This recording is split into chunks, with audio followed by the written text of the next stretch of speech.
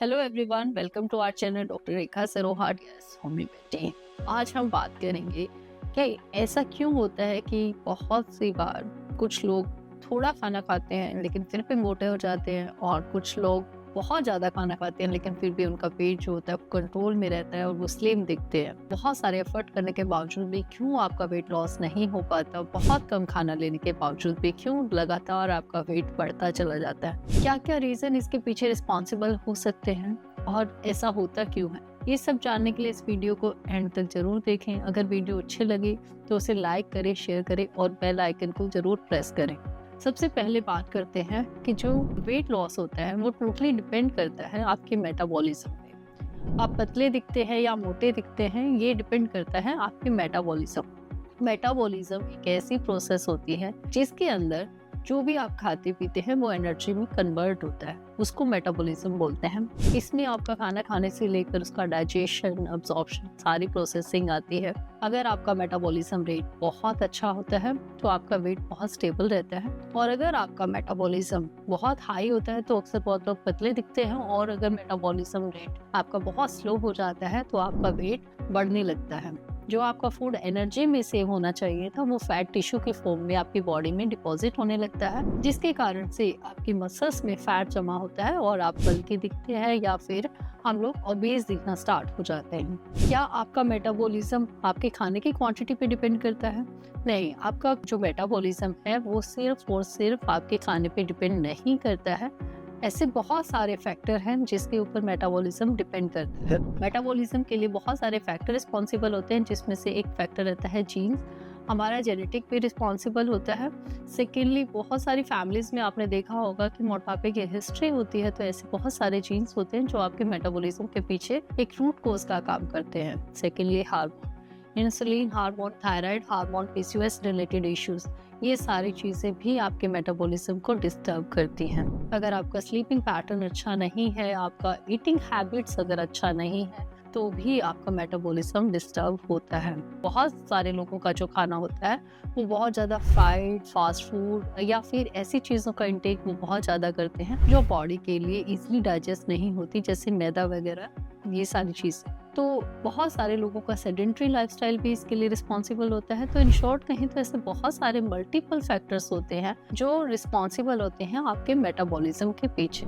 Metabolism आपका इस बात पे भी डिपेंड करता है कि आपके एक्टिविटी लेवल कितना है। अगर आप बहुत ज़्यादा एक्टिव रहते हैं तो आपका मेटाबॉलिज्म फास्ट रहता है, और अगर आपकी एक्टिविटी लेवल स्लो है तो आपका मेटाबॉलिज्म स्लो हो जाता है। इसके साथ साथ अगर आपकी बॉडी में मसल मास ज़्यादा रहता है तो आपका मेटाबॉलिज्म बहुत अच्छा रहता है, और अगर आपका मसल मास कम रहता है तो मेटाबॉलिज्म स्लो हो जाता है। बहुत सारी ऐसी एक्टिविटीज़ हैं जिसके थ्रू आप अपने मेटाबॉलिज्म को फास्ट कर सकते हैं। इसके लिए सबसे पहले तो प्राइम रीज़न ये होता है, हमें अपनी बॉडी को हेल्दी बनाने के लिए उसको एक्टिव और फिट रखना बहुत इम्पॉर्टेंट है। इसके लिए इम्पॉर्टेंट है डेली रूटीन से एक्सरसाइज करना, बॉडी को हाइड्रेट रखना, एक वेल बैलेंस्ड और परफेक्ट डाइट आपकी रूटीन का एक पार्ट होना चाहिए। अपने आप का स्ट्रेस मैनेज करिए। अगर कोई हार्मोनल इशू है तो अपने डॉक्टर से कंसल्ट करके उसको सही करिए। इसको योगा, आसन वगैरह से भी सही किया जा सकता है। इसके साथ में बहुत अच्छी नींद लीजिए। नींद लेने से आपकी बॉडी का कॉर्टिसोल लेवल डाउन होता है, जिससे इंसुलिन रेजिस्टेंस और कई सारे हार्मोन्स की जो प्रॉब्लम होती है वो सही होती है, और हमारा मेटाबॉलिज्म रिस्टोर होता है।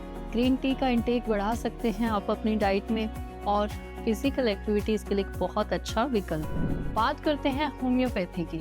क्या होम्योपैथी में ऐसी कोई मेडिसिन अवेलेबल है जो आपकी मेटाबॉलिज्म को सही करती है? जी हाँ, हम जब होम्योपैथी के थ्रू आपका वेट लॉस करने की बात करते हैं तो हमारा जो मेन कंसर्न होता है वो आपके मेटाबॉलिज्म को करेक्ट करना होता है। मेटाबॉलिज्म ही रूट कोज होता है, तो हमारी मेडिसिन यही काम करती हैं कि जो आपका अननेसेसरी फैट है उसको डिसॉल्व किया जाए, ज़्यादा से ज़्यादा खाना आपकी कैलोरीज में बर्न हो, ज़्यादा से ज़्यादा एनर्जी में कन्वर्ट हो, और आपकी बॉडी को डाइट के साथ साथ अच्छे से एक्सरसाइज करके आपको वेल बैलेंस्ड जो मेथड होता है वो प्रोवाइड किया जाए, ताकि आप आसानी से अपना वेट लॉस कर सकें। होम्योपैथी मेडिसिन आपके डाइजेशन को, आपके मेटाबॉलिज्म को, इस चीज़ को बहुत अच्छे से मेंटेन करती है, और जिसकी वजह से आपका मेटाबॉलिज्म अच्छा होने के कारण आपका वेट लॉस बहुत आसानी से होने लगता है। होम्योपैथी में कई मेडिसिन अवेलेबल हैं।